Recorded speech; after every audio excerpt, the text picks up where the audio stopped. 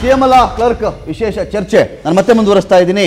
ಇದರ ನಡುವೆ ಅರುಣ್ ಜೇಟ್ಲಿ ಅವರು ಮಾತನಾಡ್ತಾರೆ. ಸರ್, ಬೆಹೆನ್ಜಿ, ಶಹಜಾದಾ, ದೀದಿ, ಆಂಧ್ರ ಬಾಬು ಎಲೆಕ್ಷನ್ ಆದಮೇಲೆ ಎಲ್ಲರೂ ಕೂಡ PM ಆಗಬೇಕು ಅಂತ ನಿಂತ್ಕೊಳ್ಳೋರು. ಹಾಗಾಗಿ ಎಲ್ಲರ ವಿರುದ್ಧನೂ ಅವರೇ ನಿಂತ್ಕೊಂಡ್ಬಿಡ್ತಾರೆ. ಇದು ಒಗ್ಗಟ್ಟಲ್ಲ ಅಂಥೇಳಿ ನಿಮಗೆ ನಿಮ್ಮ ಸಾಧನೆಗಳ ಬಗ್ಗೆ ಮಾತನಾಡ್ತಾ ಇರ್ತಕ್ಕಂಥ ನೀವು ಅವ್ರ ಗುಂಪಲ್ಲಿ ಅವರಿದ್ದಾರೆ, ಇವ್ರ ಗುಂಪಲ್ಲಿ ಇವರಿದ್ದಾರೆ, ಇವ್ರ ಕಂಡು ಇವ್ರಿಗಾಗಲ್ಲ ಅವ್ರಿಗಾಗಲ್ಲ, ಅದು ಕಟ್ಟಿಕೊಂಡು ನಿಮ್ಗೆ ಏನಾಗಬೇಕು ಅಂತ BJP ಅವ್ರ ಪ್ರಶ್ನೆ ಕೇಳಿದ್ರೆ ಏನು ಆನ್ಸರ್ ಅದಕ್ಕೆ?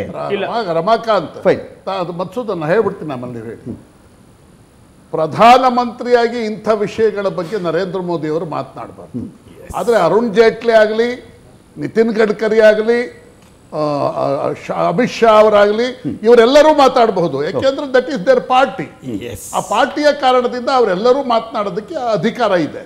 ನೋಡಿ, ರಾಹುಲ್ ಗಾಂಧಿ ಅವರು 2019ರಲ್ಲಿ ನಾನು ಪ್ರಧಾನಿ ಅಭ್ಯರ್ಥಿ ಅಂತ ಘೋಷಣೆಯನ್ನ ಮಾಡಿದ್ರು.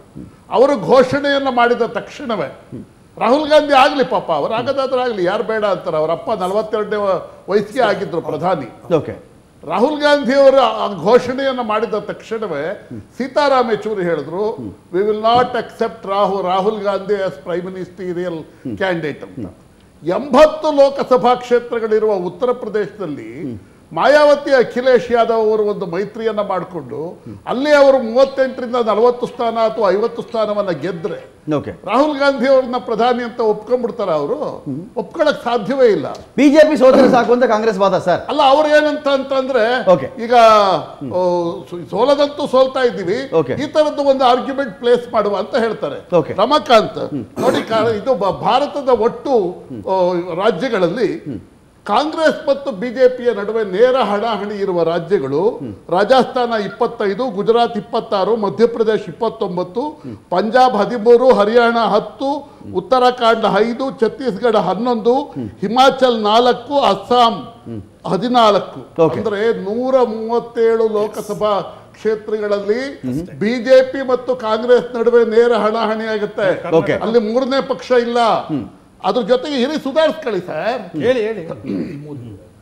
ಕರ್ನಾಟಕ, ಕೇರಳ, ಮಹಾರಾಷ್ಟ್ರದಲ್ಲಿ ಕಾಂಗ್ರೆಸ್ ಸ್ವಂತ ಬಲದ ಮೇಲೆ ಚುನಾವಣೆಯಲ್ಲಿ ಗೆಲ್ಲಕ್ಕಾಗಲ್ಲ. ಈಗ ಅವರು ಈ ಬೇರೆ ರಾಜ್ಯಗಳಲ್ಲಿ ಬಿಜೆಪಿ ಜೊತೆ ಇದೆಯಲ್ಲ ನೇರ ಹಣಾಹಣಿ, ಅದು ಈ 3 ರಾಜ್ಯಗಳಲ್ಲಿ JDS ಇದೆ. ಒಂದು ವೇಳೆ JDS ಆಗಲೇ ಪ್ರಶಾಂತ್ ನಾಥ್ ಅವರು ಹೇಳ್ತಾ ಇದ್ರಲ್ಲ, ಮೋದಿ ಅವರು ಸೆಳೆಯೋ ಪ್ರಯತ್ನ ಮಾಡ್ತಾ ಇದ್ದಾರೆ ಅಂತ, ಅದಾಗ್ಬಿಟ್ರೆ Congress virtually wiped out in Karnataka. ಆದ್ರಿಂದ ಕರ್ನಾಟಕ, ಕೇರಳ, ಮಹಾರಾಷ್ಟ್ರದಲ್ಲಿ ಅಂದ್ರೆ 28 ಕರ್ನಾಟಕ, ಕೇರಳ 20, ಮಹಾರಾಷ್ಟ್ರ 48, 96 ಕ್ಷೇತ್ರಗಳು. ಅಂದ್ರೆ ಕಾಂಗ್ರೆಸ್ ಪಕ್ಷ ಅಸ್ತಿತ್ವ ಇರೋದು ಭಾರತದ 233 ಕ್ಷೇತ್ರಗಳಲ್ಲಿ ಮಾತ್ರ. ನೋಡಿ, ತಮಿಳುನಾಡಿನಲ್ಲಿ ಇಲ್ಲ, ವೆಸ್ಟ್ ಬೆಂಗಾಲ್ ಇಲ್ಲ, ಒರಿಸ್ಸಾದಲ್ಲಿ ಇಲ್ಲ. ಈ ರೀತಿ ಹೇಳ್ತಾ ಹೋದ್ರೆ ಸುಮಾರು ರಾಜ್ಯಗಳಲ್ಲಿ ಕಾಂಗ್ರೆಸ್ ಅಸ್ತಿತ್ವ ಇಲ್ಲ. I will conclude Ramakant.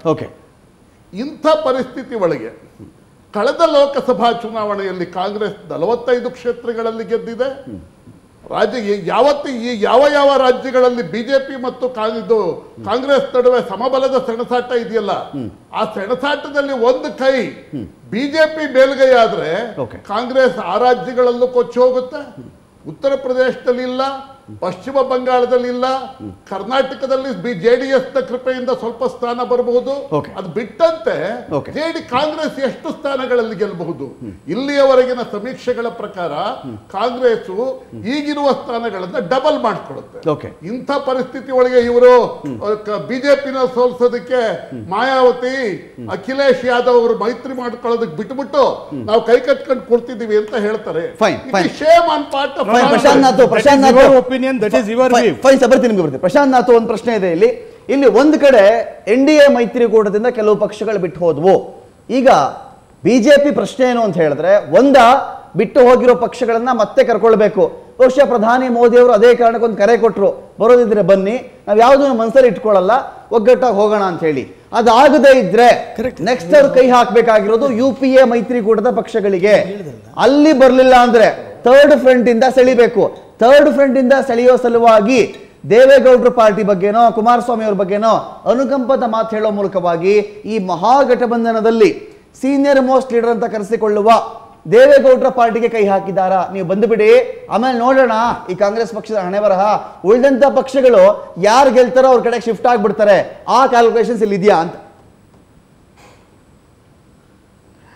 Ramakant, ನನಗನ್ಸುತ್ತೆ ರಾಷ್ಟ್ರೀಯ ನಾಯಕರು ಅಥವಾ ರಾಷ್ಟ್ರೀಯ ಪಕ್ಷಗಳು ಯಾವತ್ತಿಗೂ ಪರ್ಸೆಪ್ಷನ್ನ ಆಟವನ್ನು ಆಡ್ತವೆ.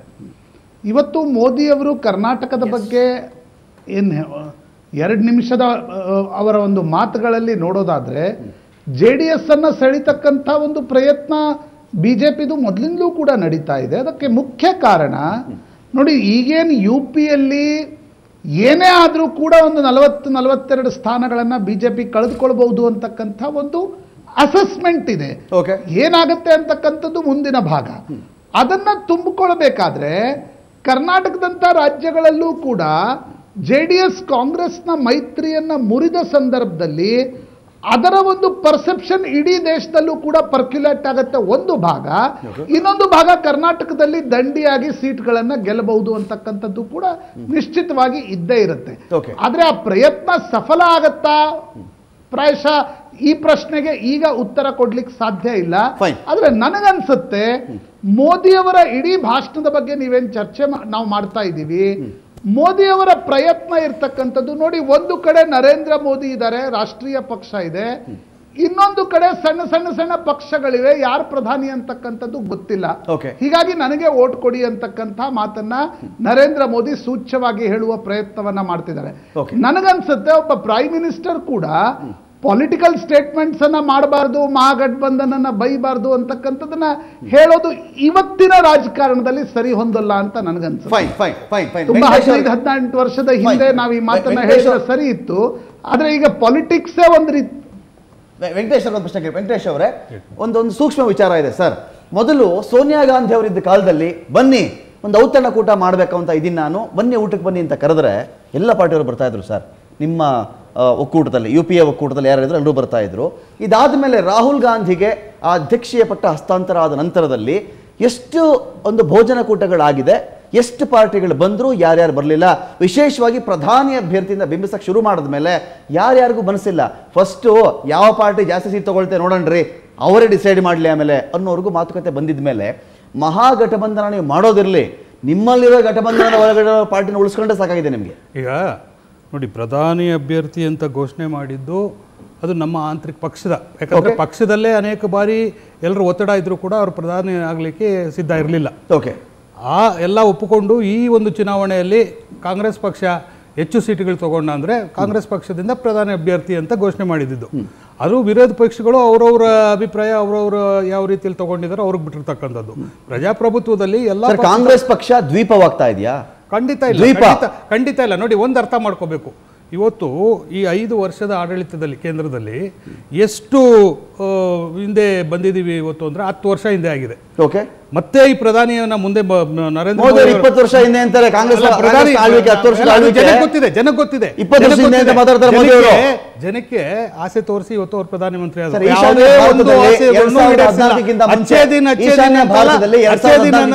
ಕನಸಾಗೆ ಮಾಡಿದ್ರು. ಈಶಾನ್ಯ ಭಾರತದಲ್ಲಿ 2014ಗಿಂತ ಮುಂಚೆ ಎಲ್ಲಿದ್ರಿ ನೀವು, ಈಗ ಎಲ್ಲಿದ್ದೀರಿ? ಇಲ್ಲ, ಅದು ನೋಡಿ ಕಾಲಕ್ರಮೇಣ ಎಲ್ಲ ಅಲ್ಲಿ ನೋಡಿ ತಂತ್ರಗಾರಿಕೆ ಅಸ್ಸಾಂನಲ್ಲಿ ಯಾವ ತರ ಮಾಡಿದ್ರು ಏನ್ ಮಾಡಿದ್ರು ಎಲ್ಲ ಗೊತ್ತಿದೆ. ಅದಾಗ್ತಾ ಸಣ್ಣ ರಾಜ್ಯಗಳಲ್ಲಿ ಅದು ಬೇರೆ ಇವತ್ತು ಎಲ್ಲ ವಿರೋಧ ಪಕ್ಷಗಳಿಗೂ ಇರತಕ್ಕಂಥ ಗುರಿ ಪ್ರಧಾನಮಂತ್ರಿ ನರೇಂದ್ರ ಮೋದಿ ಹೊರತುಪಡಿಸಿ ಆಗಬೇಕು ಅಂತ. ಬೇರೆಯವ್ರ ಗೆಲುವನ್ನು ಸಂಭ್ರಮಿಸುವ ಸ್ಥಿತಿಗೆ ಬಂದಿದ್ದೀರಿ? ಖಂಡಿತ ಇಲ್ಲ. ನೋಡಿ, 150 ಸೀಟುಗಳು ತಗೊಂಡ್ರೆ ಬಿಗ್ಗೆಸ್ಟ್ ಪಾರ್ಟಿ ಆದಾಗ ಅದೆಲ್ಲ ಚರ್ಚೆ ಆಗುತ್ತೆ. ಇವತ್ತು ಆ ಹಂತದ ಚರ್ಚೆ ಇಲ್ಲ. ನಾನು ಚರ್ಚೆ ಮತ್ತೆ ಮುಂದುವರಿಸ್ತೀನಿ, ಬ್ರೇಕ್ ಆದ್ಮೇಲೆ.